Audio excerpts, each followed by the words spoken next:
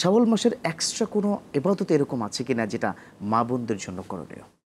মা বোনদের জন্য এই রোজার বিধানটি আছে যে তারা 6টি রোজা রাখবেন এবং এক টানা রাখলে সব একটু বেশি হবে, আর এটা ভেঙে ভেঙে রাখলেও ভালো হবে, সব হবে।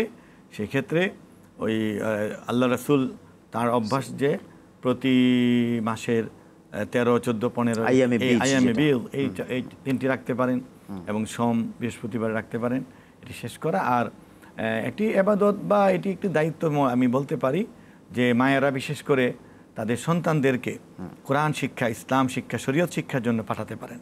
কারণ আমাদের দেশে এই শাওয়াল মাস হলো অধিকাংশ মাদ্রাসা, বিশেষ করে কওমি মাদ্রাসাগুলো, হেফজখানা, মক্তব, কোরআনের শুরু ইত্যাদিগুলোর এটি বর্ষ শুরু।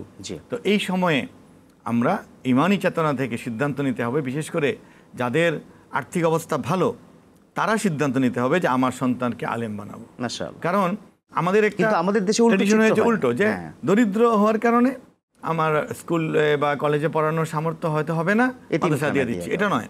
তার বরং ধনীরা দিবেন যে আমার তো ছেলের ব্যবসা করে খেতে হবে না, আমার মেয়ের চাকরি করে খেতে হবে না, আমাকে আল্লাহ ঘর দিয়েছেন, বাড়ি দিয়েছেন, ফ্ল্যাট আছে, ব্যবসা আছে, সুতরাং আমার সন্তান এগুলোর দিয়েই তার জীবন জীবিকা চলবে। এখন সে আলেম হওয়া দরকার এবং নেক সন্তান হতে হবে। কেন?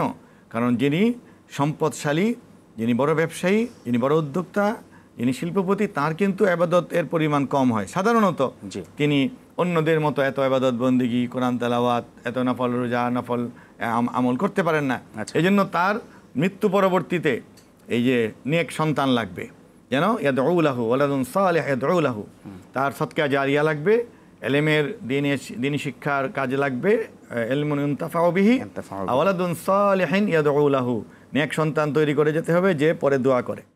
আর মুসলমানদের সিলাহুল মুমিন দোয়া, মুমিনের অস্ত্রই হলো আসলে দোয়া।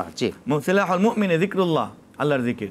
এগুলি দিয়ে যদি আমরা আল্লাহকে সন্তুষ্ট করে আমরা দোয়া করি যে আল্লাহ এখন আরব শাসকদেরকে আপনি হেদায়েত দান করুন, তাদেরকে মুনাফিকি থেকে বের হয়ে আসার শক্তি দিন, তাদেরকে ভয়কে জয় করে একবার তারা ঐক্যবদ্ধ হয়ে এই খুনিদের বিরুদ্ধে, এই জালেমদের বিরুদ্ধে তারা একবারে আক্রমণ করুক, এই সাহসটা তাদেরকে দিবেন তো আল্লাহ। এই সাহসটির অভাবেই তো হচ্ছে না। আজ যদি এই পার্শ্ববর্তী 5টি 6টি দেশ একসঙ্গে তারা সামরিক অভিযান শুরু করতো, তাহলে কিন্তু এখনও এই দেশ জুলুম বন্ধ হতো।